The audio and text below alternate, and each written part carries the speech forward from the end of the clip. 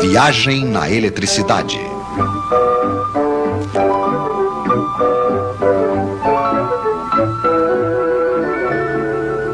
As fontes da corrente.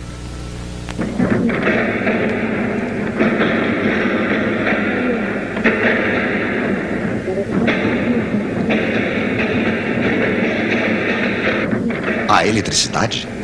A eletricidade sempre existiu. Mas no início, nem sempre era divertido.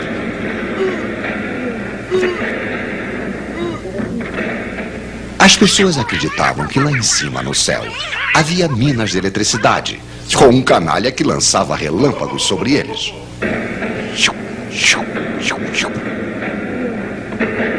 Então, 20, 30 séculos depois, tudo muda, tudo se ilumina. É o milagre da energia elétrica. Para as pessoas, já não é mais Júpiter com seus relâmpagos. É a boa fada eletricidade que põe corrente nos fios. Hoje, é claro, sabemos que fadas não existem. Nem minas de eletricidade. Nem milagres. A energia elétrica é fabricada. É fabricada dentro das usinas de eletricidade, as centrais elétricas. Aliás, será realmente energia? Por um lado, sim, claro, já que produz luz, calor e faz funcionar os motores. Por outro lado, não realmente, já que para fabricá-la é preciso consumir outras energias. A eletricidade não é o que chamamos de uma energia primária. Então, falemos um pouco do consumo de energia. Economistas, senhores bem conceituados, calcularam quanto o país consumia em energia primária por ano. Não sei o resultado de cabeça. Aliás, todo ano aumenta. Mas o que se deve saber é que 3/4 dessa energia primária são consumidas diretamente pelos automóveis, pelos caminhões, pelos fogões, as fábricas que constroem caminhões e fogões, e por aí afora. O quarto restante serve para fazer funcionar as centrais e chega em sua casa sob forma de eletricidade. Quando a senhora dona de casa liga durante 1 hora seu ferro de passar, que tem uma potência de 1 kW, ela sabe que consumiu 1 kWh de energia elétrica. Mas o que isso significa exatamente em energia primária? Se esta eletricidade vem de uma central térmica clássica, esse quilowatt-hora consome 250 gramas de petróleo. Ou 350 gramas de carvão. Com efeito, as centrais elétricas utilizam de preferência energias mais baratas, como o urânio ou, é claro, energia hidráulica.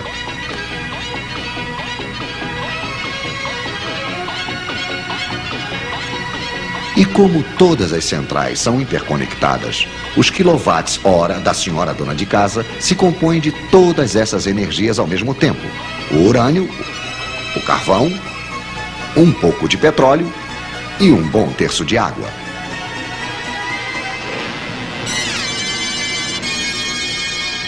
Mas não é motivo para deixar o ferro ligado. Acender a luz, ligar o ferro ou a TV são gestos tão naturais que nem mais pensamos neles. Claro, não existem milagres, mas no fundo, será que sabemos realmente o que é eletricidade?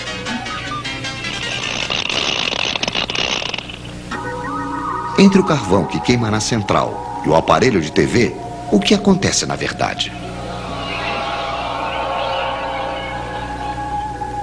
E ainda, por que é preciso 2 fios e por que algumas vezes há mesmo 3?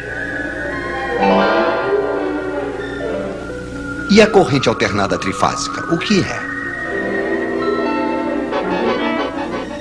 E os amperes, os ohms, os watts, o que são? Estão vendo? Não se sabe direito.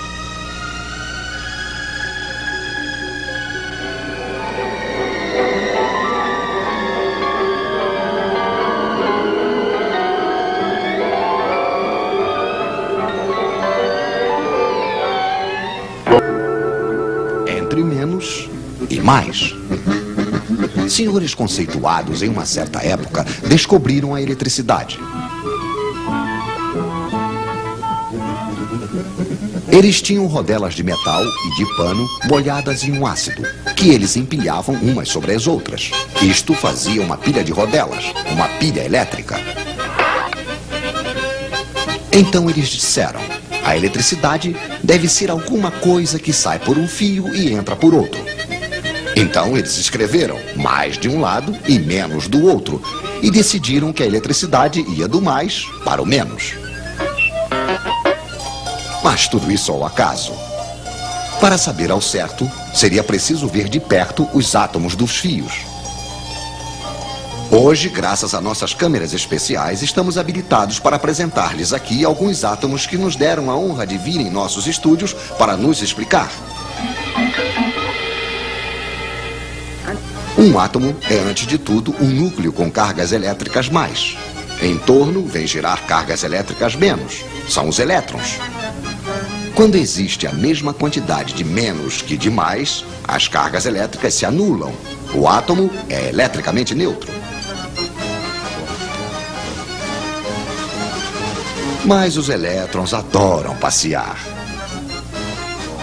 Então, assim que falta um elétron, há uma carga a mais que não é mais anulada. O átomo não é mais neutro. Ele se torna positivo. E quanto mais lhe falta elétrons, mais o átomo é positivo. Ele só terá uma vontade, o átomo, claro, que é a de recuperar elétrons.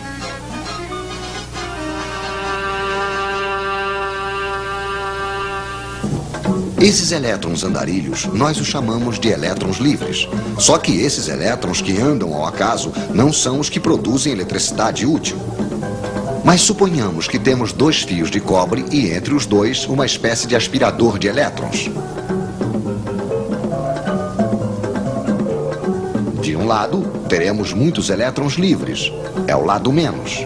Do outro lado, faltará. Onde os átomos são positivos, é o lado mais. Existe entre os dois fios aquilo que chamamos de diferença de potencial, de volts. Por que volts? Ah, sim. O senhor que tinha inventado a pilha elétrica se chamava Sr. Volta. E quanto mais elétrons faltar de um lado, maior se torna a diferença de potencial. Mais volts há. Ao longo dos fios, os átomos certamente só terão uma vontade: recuperar os elétrons que estão no outro fio. Vamos deixar os elétrons passarem.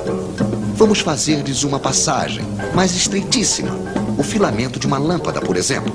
Então os elétrons se precipitam, se pressionam, se empurram. Os átomos do filamento ficam atrapalhados. Esfrega, esquenta, produz luz.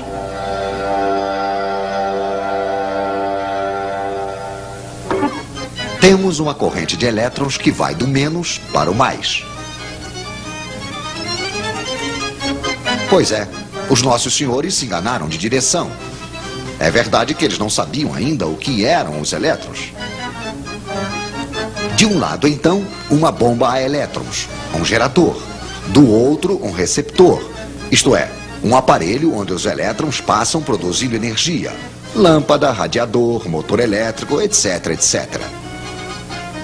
Mas se recuperamos energia de um lado, é preciso fornecer do outro lado, ao gerador. Nas pilhas, é energia química. Um ácido ataca um metal.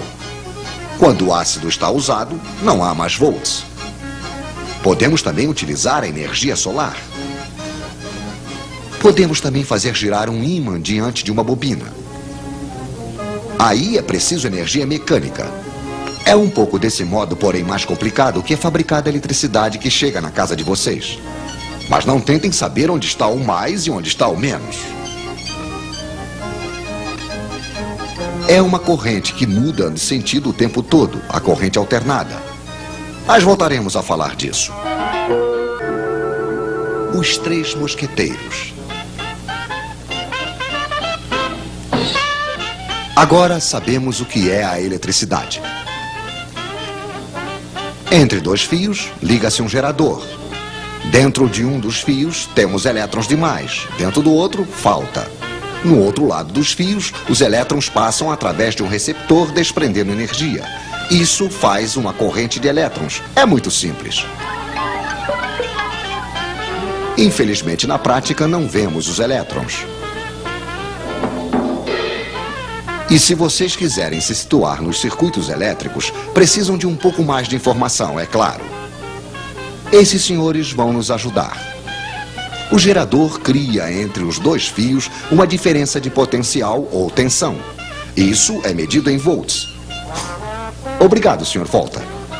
O gerador pode ser uma pilha,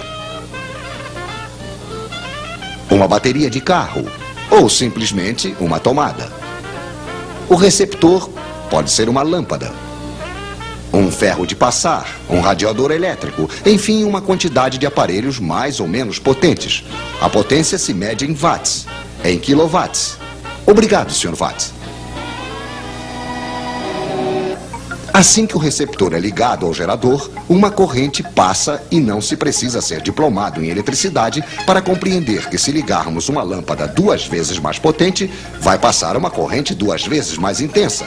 Isso supondo que a quantidade de volts não tenha mudado. A intensidade da corrente se mede em amperes. Poderíamos medi-la, é claro, mas não é necessário. Conhecemos a voltagem. Está escrito nas pilhas ou nos contadores. Conhecemos a potência, está escrita nos aparelhos. Basta fazer uma pequena divisão. Intensidade em amperes igual a potência em watts dividido pela tensão em volts. Por exemplo, quanto passa de amperes dentro de um radiador de 1500 watts ligado em uma voltagem de 220 volts? Pois é, passará 1500 dividido por 220, que é igual a 6,8 amperes, se não tivermos errado, é claro. Mas acho que os senhores nos prepararam um pequeno exercício. Em uma mesma tomada, eles vão ligar 3 lâmpadas de 100 watts, um radiador de 1500 watts, uma torradeira de 760 watts e um forno elétrico de 3000 watts. Problema: calculem a intensidade da corrente que vai passar na tomada. Bem, é muito simples. 100 mais 100 mais 100 mais 760 mais 1500 mais 3000. Potência total, 5560 watts. Dividido pela tensão 220, igual, senhores, igual a 25 amperes.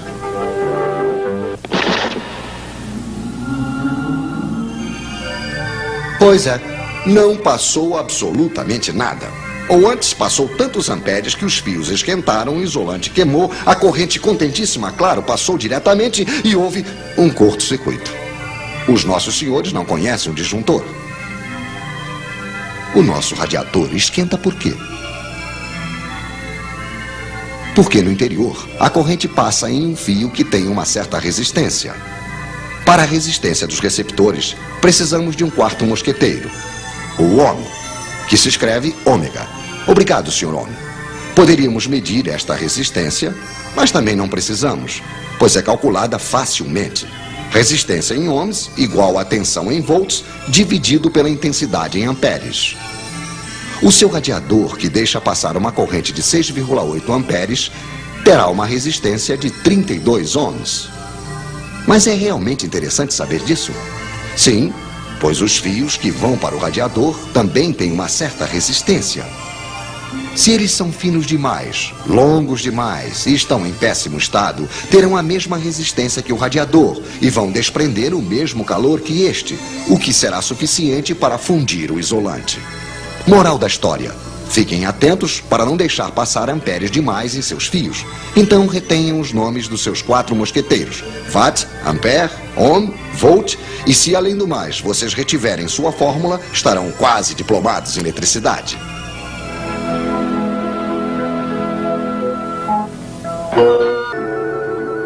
A alternada. No princípio, para ter eletricidade, certos senhores tinham inventado a pilha elétrica. Dentro de uma pilha, sob efeito da energia química, temos de um lado elétrons menos, do outro não, é o lado mais.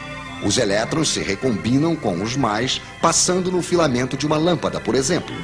A corrente é contínua, porque os elétrons menos estão sempre do mesmo lado. Outros senhores tinham aperfeiçoado um outro método. Com fios bem isolados, eles faziam uma bobina e, na frente, divertiam-se em girar um ímã.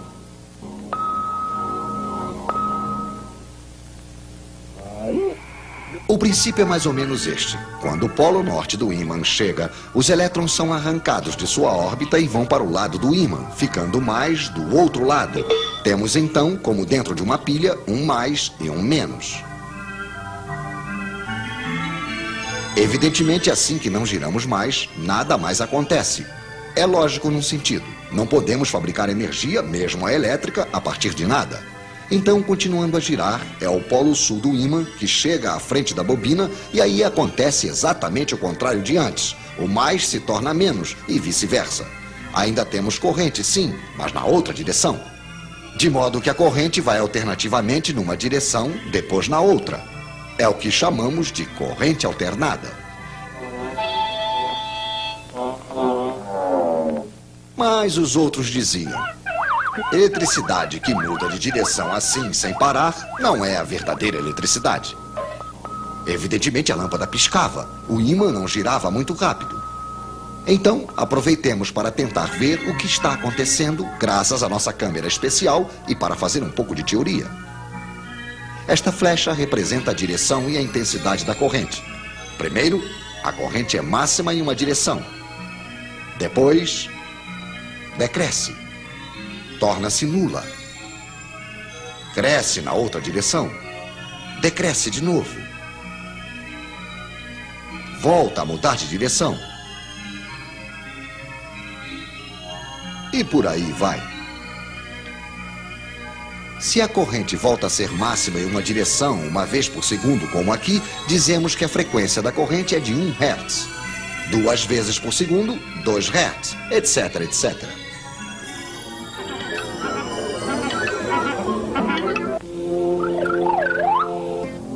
Há um outro modo mais divertido de ver as coisas. Pegue a flecha que representa a intensidade máxima, faça-a girar em um círculo imaginário que você desenha ao lado do fio. Pois bem, em qualquer momento, a intensidade real que passa dentro do fio é igual a isto. Quer dizer, a projeção ou a sombra da flecha giratória sobre o fio.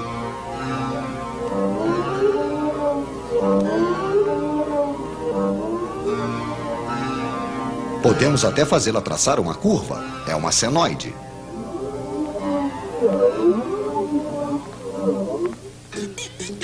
Mas voltemos aos nossos senhores. Eles aperfeiçoam o alternador.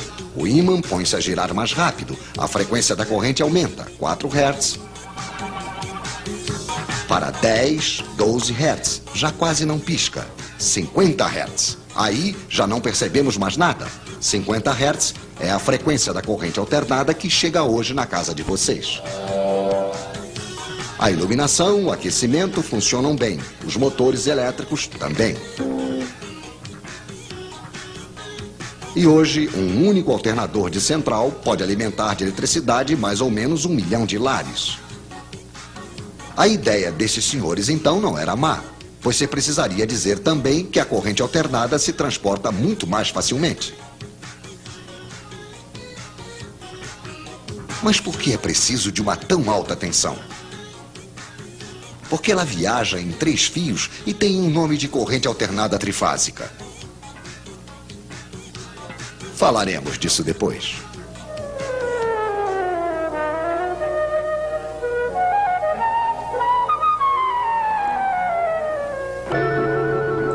A arte de cortar os fios em 4.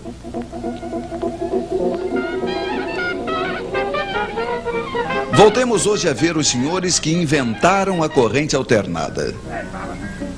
O ímã gira de frente a uma bobina, isso produz corrente, ela muda de direção. É a corrente alternada.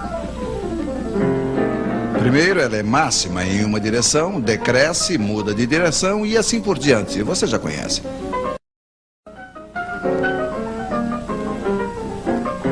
Mas então se diziam os senhores, por que colocar apenas uma bobina? Por que não 2? Por que não 3? E, de fato, como uma única máquina, elas faziam 3 correntes. Este é o princípio da corrente trifásica. 3 correntes com 2 fios cada uma, total 6 fios. Apesar de tudo, era muito fio. Deveria ter um modo, disse alguém. E era verdade, tinha um modo.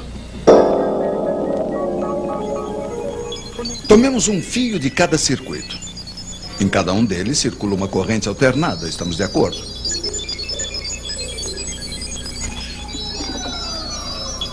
Ora, o ímã passa primeiro diante da primeira bobina, depois diante da segunda e finalmente diante da terceira, mas não diante das 3 ao mesmo tempo. De modo que as 3 correntes não variam ao mesmo tempo. Elas serão, como se diz, defasadas.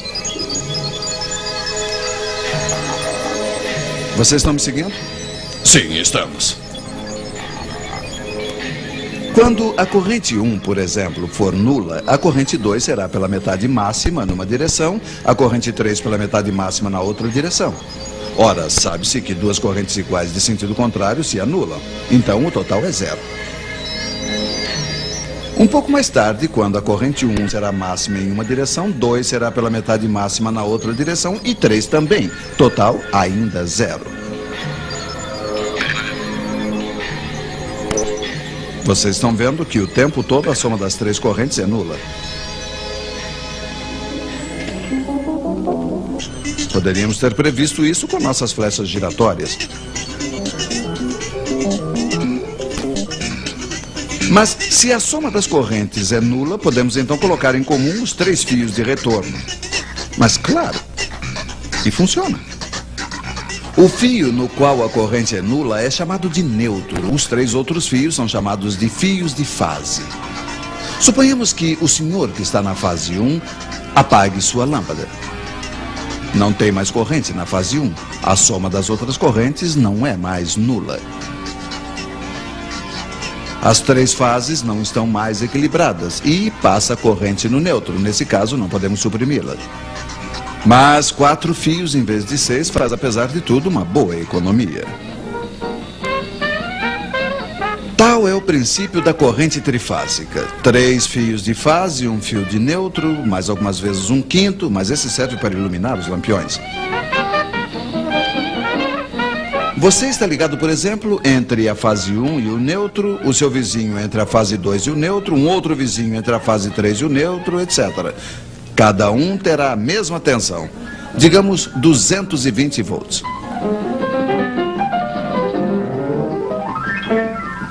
Se nos ligarmos entre 2 fios de fase, aí teremos 380 volts. É a tensão forte para as instalações maiores.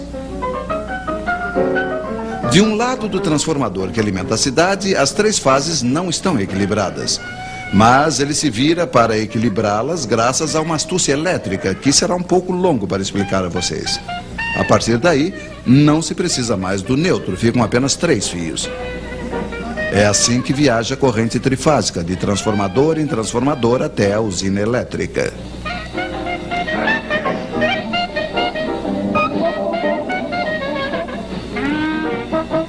Mas com efeito, por que se precisa de transformadores?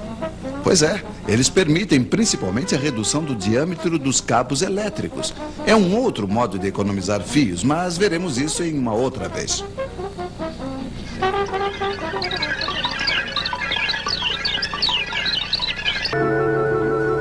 Volts para ir mais longe. O último episódio de nossa viagem na eletricidade levou-nos a esta charmosa cidade, Eletrópolis. 300 casas. Suponhamos que se queira alimentá-la em 220 volts trifásica. Isso fará 100 casas por fase. Cada casa terá necessidade em média de uma potência de 5 kW. Nesse caso, 500 kW por fio de fase. Fácil. Suponhamos ainda que a 10 quilômetros haja uma usina elétrica que produz 220 volts. Pois bem, só nos resta colocar fios entre os dois. Mas de que grossura? É preciso saber, isso é importante. E eis os nossos especialistas em teoria elétrica, senhores Watt, Volta, Ohm e Ampere, que nos ajudarão. Primeiro, a corrente que passará será de quantos amperes em cada fio? O ampere nós já conhecemos, é a potência em watts dividida pela tensão em volts. Então, 500 quilowatts, isto é, 500 mil watts divididos por 220 volts igual a 2.300 amperes, não é pouca coisa. E se fizéssemos passar todos esses amperes por fios pequenos demais, eles começariam a esquentar, provocaria calor que desapareceria no ar. E dos 500 quilowatts que saem da usina, só restaria talvez 300 para Eletrópolis, mas não seria interessante, salvo talvez para os pássaros. Certo, perdas de linha sempre há, mas como somos econômicos, não queremos que haja mais de 6%.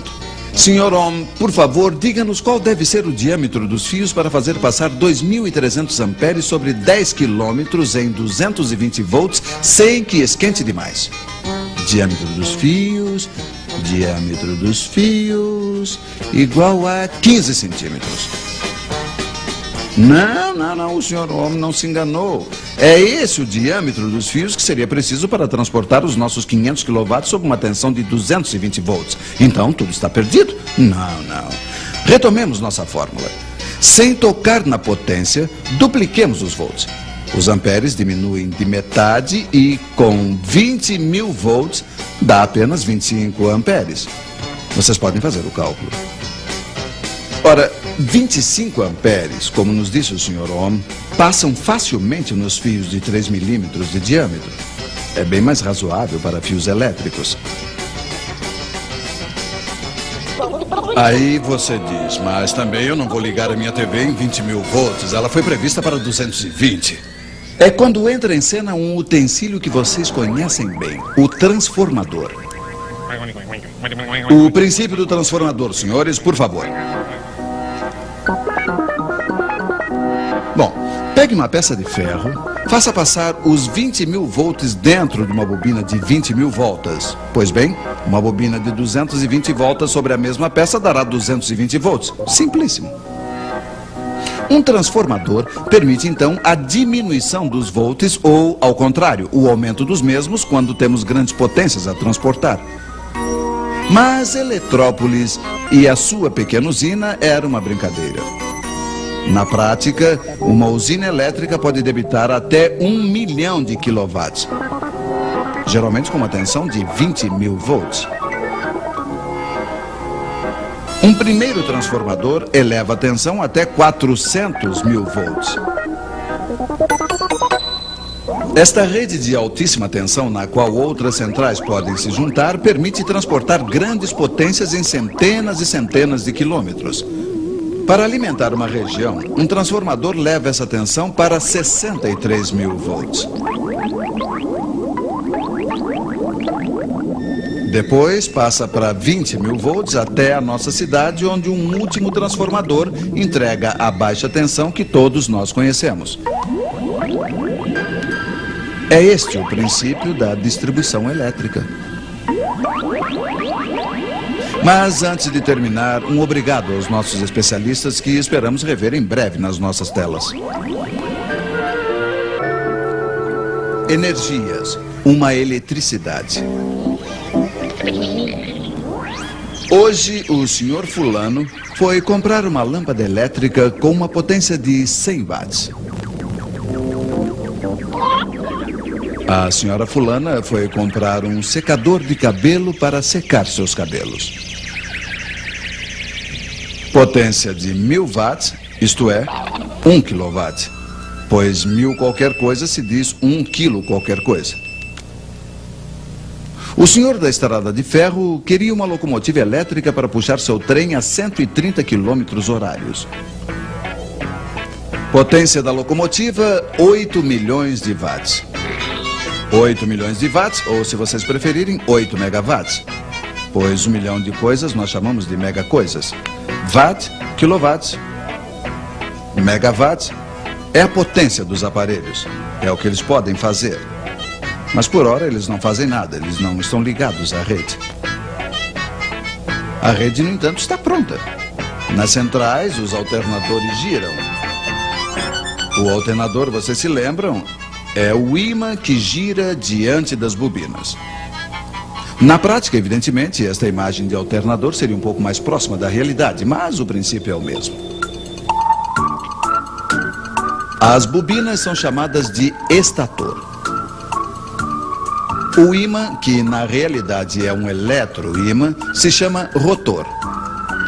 Ele gira a 3.000 voltas por minuto e o estator solta uma corrente alternada trifásica com uma frequência de 50 Hz, exatamente.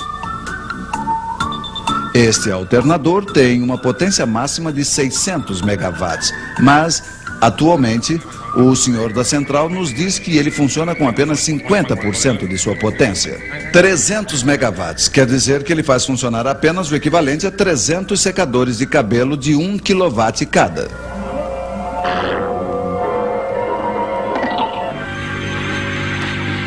Mas vocês imaginam que se há 300 megawatts que saem do alternador, é preciso que haja uma máquina ao menos tão potente para fazê-lo girar. Não existem milagres.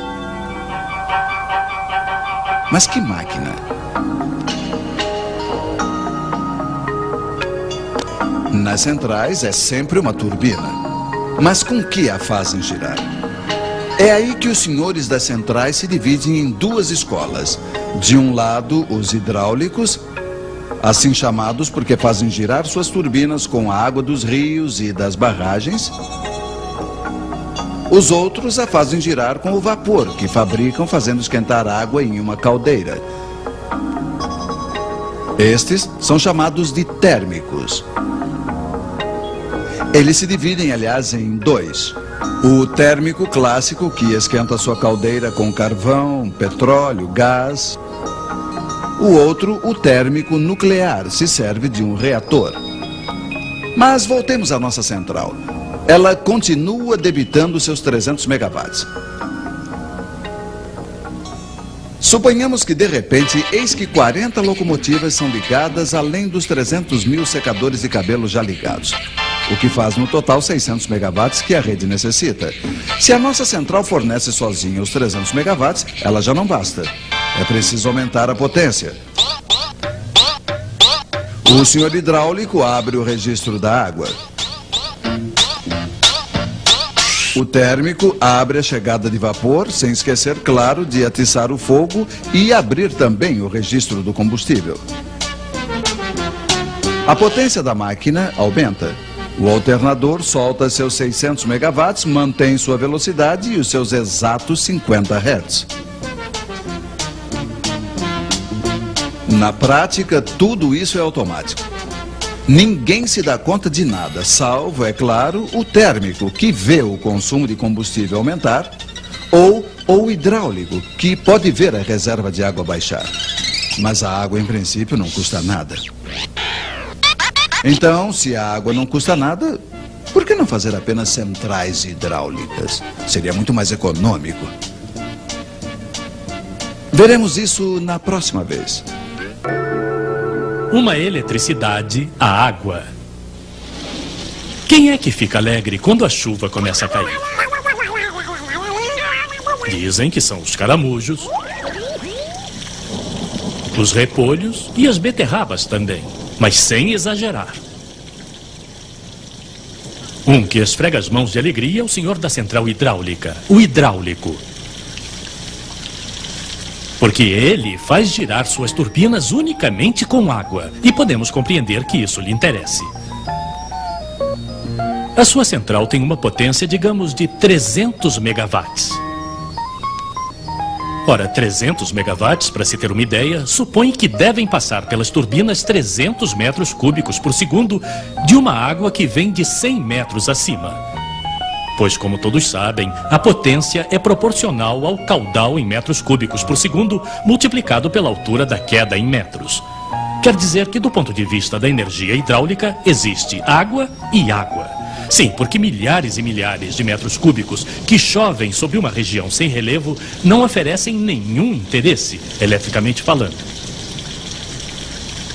Pelo contrário, se a região é muito montanhosa, então aí é como um tesouro elétrico que escorre para o mar. A condição, claro, que ao longo de todo o caminho que leva ao mar, tenhamos hidráulicos que velem para que a água trabalhe dentro das turbinas precisamente.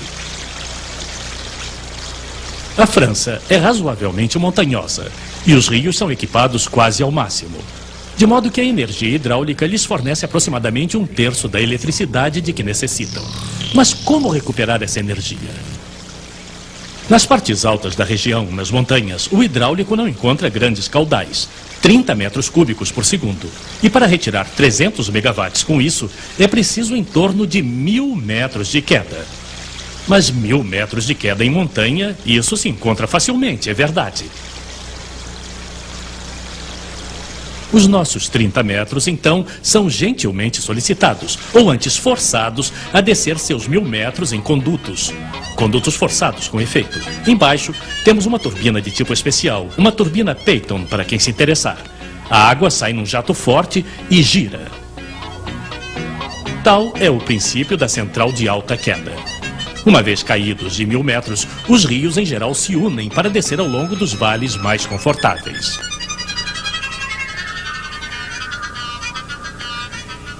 É aí que o hidráulico represa a água pela segunda vez. Com um caudal de 300 metros cúbicos por segundo, sempre para 300 megawatts, não precisa mais que 100 metros de queda. É a central de média queda. Ainda mais abaixo, os rios se tornam grandes torrentes. Aí temos centrais de baixa queda, vocês devem ter adivinhado. Para 10 metros de queda, nossos 300 megawatts precisam de 3.000 metros cúbicos por segundo. Não é pouca coisa. É preciso até contar um pouco mais, pois se precisa pensar nos navios.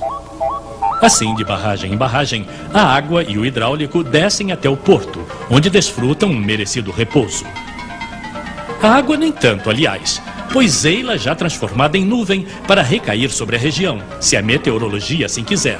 E se a meteorologia não quiser, os caramujos entram em suas casas, os repolhos e as beterrabas empalidecem, os caudais enfraquecem. Mas os hidráulicos, muito astuciosos, têm um estoque de água em seus reservatórios, pois a água é um modo bastante fácil para estocar a eletricidade. Existem até mesmo usinas hidráulicas bastante engraçadas, onde se bombeia a água para cima para fazê-la descer depois.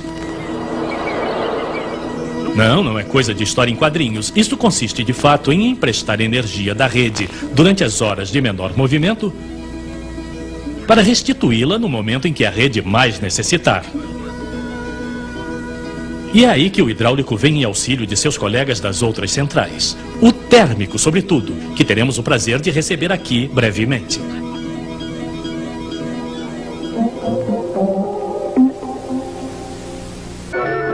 Entre quente e frio, o princípio de Carnot. Perdão, senhora, quanto consome de petróleo o seu ferro de passar, hein?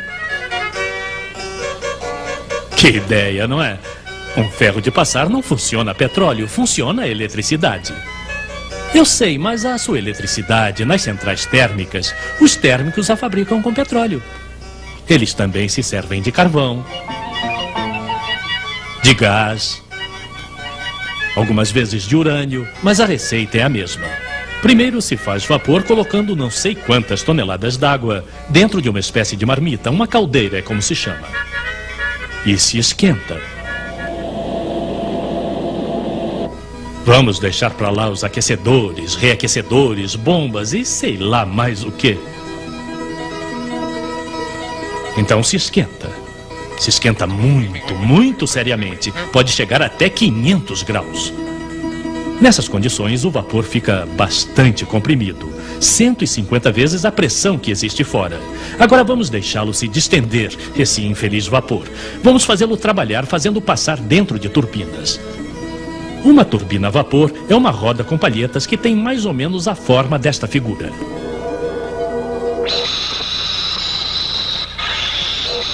Então encontramos o nosso vapor na saída completamente distendido dentro de um segundo recipiente chamado condensador, onde naturalmente ele se condensa, como seu nome o indica.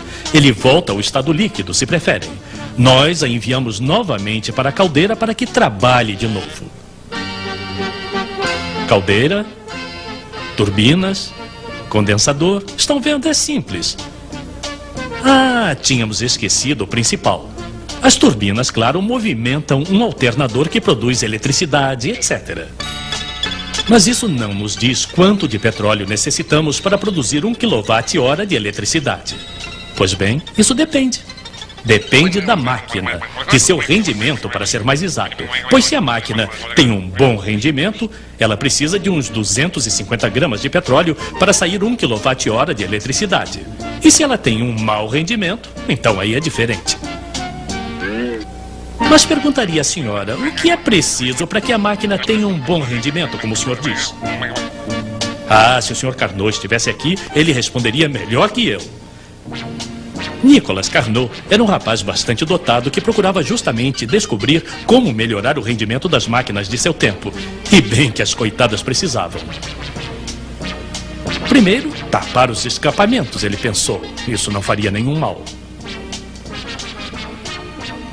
Mas ele pensou também que o rendimento devia depender da diferença de temperatura. Que diferença? Pois bem, de um lado, a temperatura da fonte quente, isto é, a nossa caldeira. Do outro lado, a temperatura de nossa fonte fria, o nosso condensador. E quanto maior a diferença, melhor o rendimento. Então, esquentar mais de um lado é bom. Mas também é preciso esfriar do outro. E é lógico, porque esquentar a caldeira provoca pressão, estamos de acordo. Esfriar o condensador, ao contrário, provoca depressão, vazio. E quanto maior a diferença de pressão, mais o vapor se distende, mais ele trabalha e melhor é o rendimento. Então o nosso térmico em sua central, que quer tirar o máximo de quilowatt-hora de seu petróleo, segue os conselhos do Sr. Carnot. Do lado fonte quente não se pode subir mais.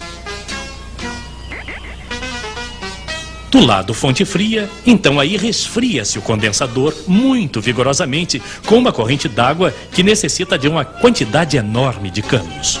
Mas muito vigorosamente quer dizer que é preciso fazer passar aí por dentro uns 25 metros cúbicos d'água por segundo. Isso não se encontra tão facilmente quanto um cavalo.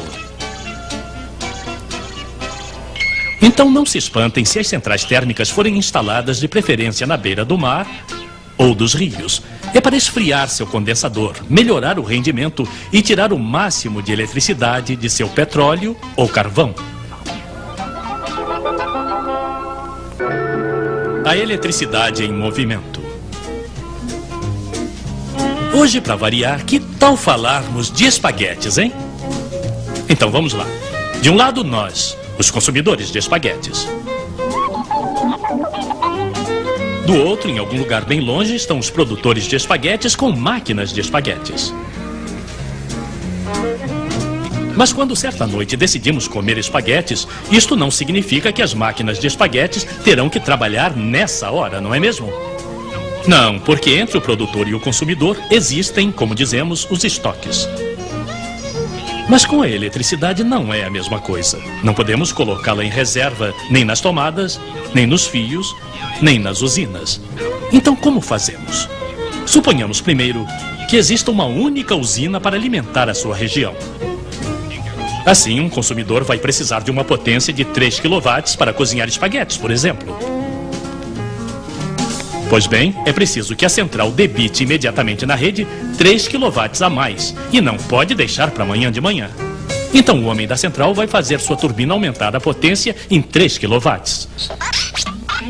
E reciprocamente, é claro, se em alguma parte alguém desliga uma máquina de 300 kW, uma máquina de espaguetes, por exemplo, na central será preciso reduzir a potência em 300 kW.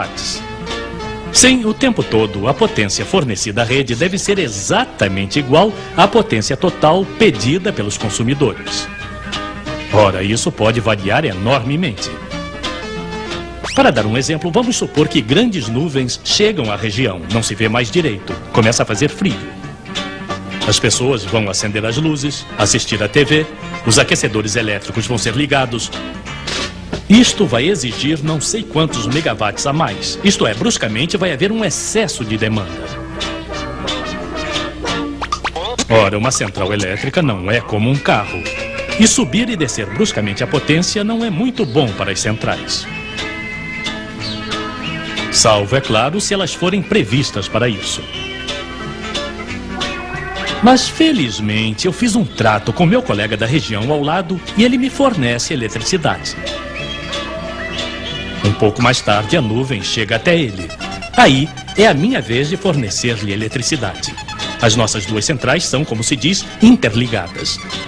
E ao invés de termos dois excessos de demanda bruscas, temos algo bem melhor. Então, o que se faz com duas centrais se pode fazer ao nível do país inteiro.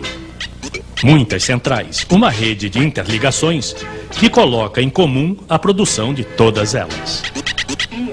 Mas não podemos pedir aos homens de todas as centrais que passem seu tempo se telefonando para ficarem sincronizados. Não, há outros homens que se ocupam apenas disso.